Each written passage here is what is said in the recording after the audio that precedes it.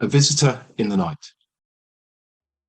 She smiled today for maybe the first time in a long time, realizing that it is true when they say every generation has its story, a story whose job is to unfold from one generation to another, ensuring we are good descendants while living and honoring our ancestors, no matter what direction our lives take. Because of these thoughts, Georgina's smile was more significant and broader than ever, not because of the satisfying aroma of her fresh morning coffee, lifting her thoughts, but because for the first time in a long time, she had risen from a comfortable night's sleep. As Georgina traced her finger around her morning coffee cup, still too hot to consume, her mind began to wander and explore how it came to be that she was sat alone in the student kitchen, smiling.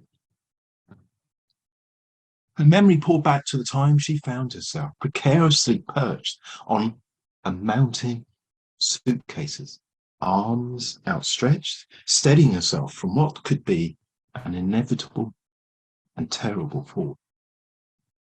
But it was the only way that she could simultaneously sit and watch all her material possessions. Sat high and exposed, Georgina found that she was, figuratively and metaphorically, torn into pieces. Part of her heart was with her mother, father, brothers and sisters, who she left behind in Freetown, Sierra Leone. Another part of her was with her mind, giddy with the excitement at the prospect of a new frontier and adventure. But her body? Well, her body manifested her uncertainty with her stomach tied in knots, churning the what-ifs, processing the current and present danger, balancing your whole world on a mountaintop of suitcases.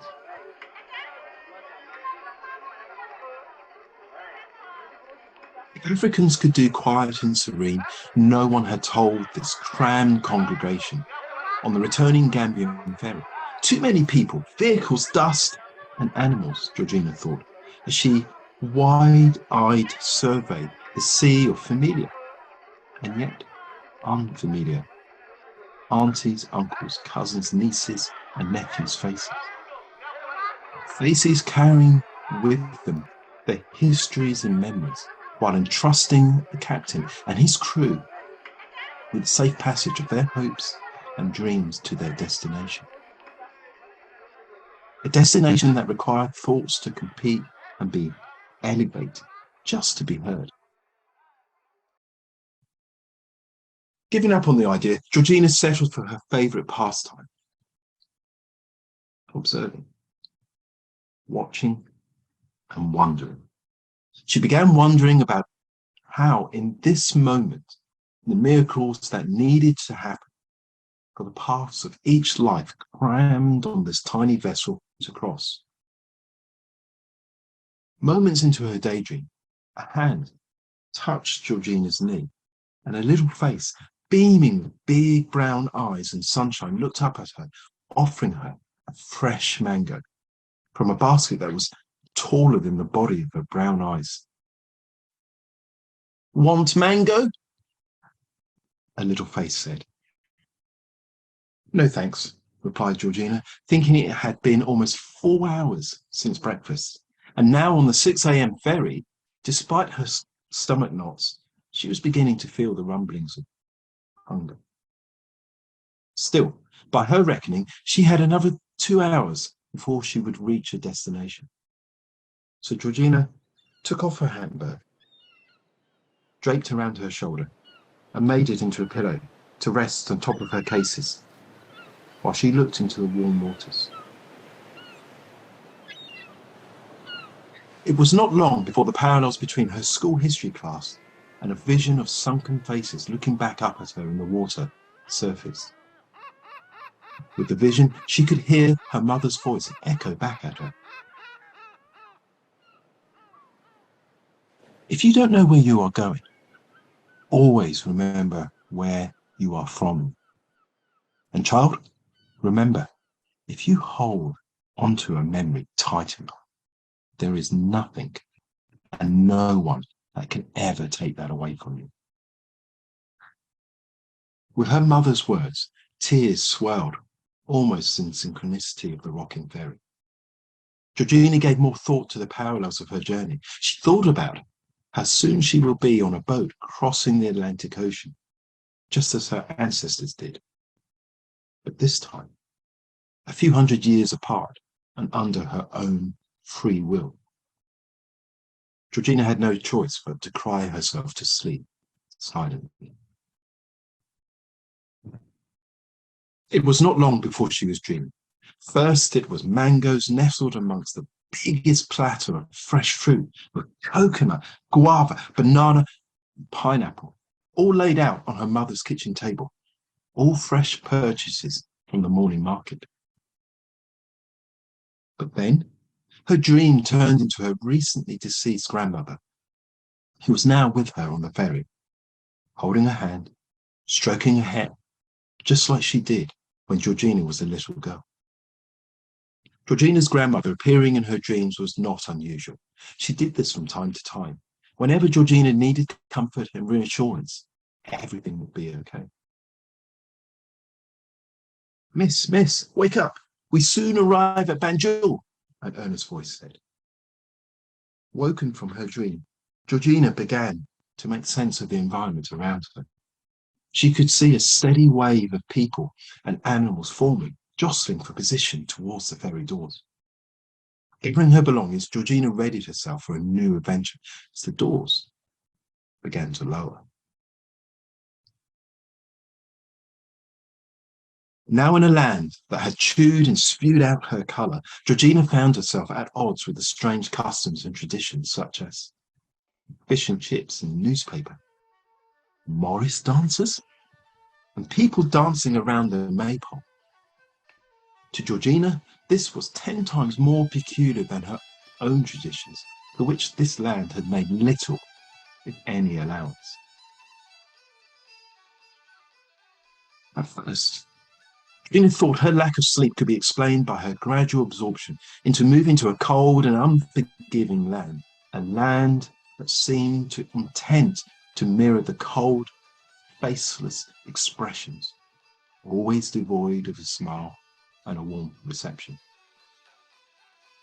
Perhaps it was her busy student nurse schedule, the relentless pressure, and the constant reminder that her stay and passing of her exams were essential to maintaining her visa status.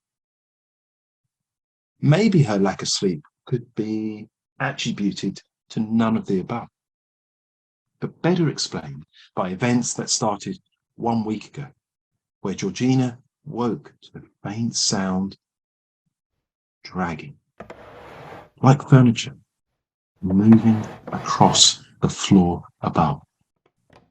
Only sound became progressively louder, followed by what sounded like shackles and thud, thud, thud. If there was a room above Georgina, the sound could easily have been explained as an inconsiderate neighbour. But at 2 o'clock in the morning, and with no room above, this was clearly something else. Georgina knew this constant haunting was not the product of her nightmares. She was always fully awake and could never get back to sleep, because the sound of chains and the 3 thuds preceded cold, damp, musty air that she could taste, smell, and feel. So one night, full of exhaustion and near breaking point, Georgina decided she would confront the visitor. She decided that she would find out what was wanted by asking, so she could put to rest her unrest. Sitting on the edge of her bed, with her flashlight, Georgina waited. And sure enough, at 2 a.m., the dragging sound and the thuds arrived. As the sound materialized, Georgina noticed a shadowy figure appear in the room's opposite corner. She blinked. She wiped her eyes and watched the figure make its way across her room towards her bed.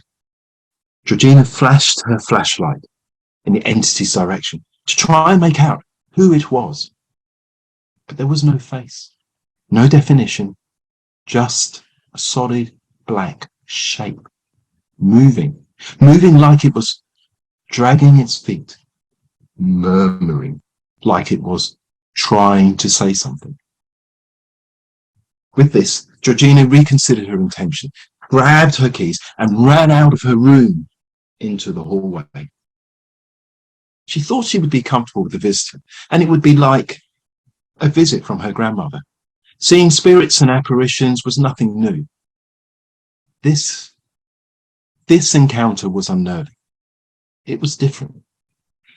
Georgina did not recognize the shadowy figure as a relative, and she could not make out what was trying to be said. For the rest of the night, Georgina stayed with a friend in the hospital accommodation and waited until the morning to telephone her mother to explain the night's events. Her mother listened with no interruptions before asking Georgina, "Since you came in England, what do you do to thank and remember your ancestors?"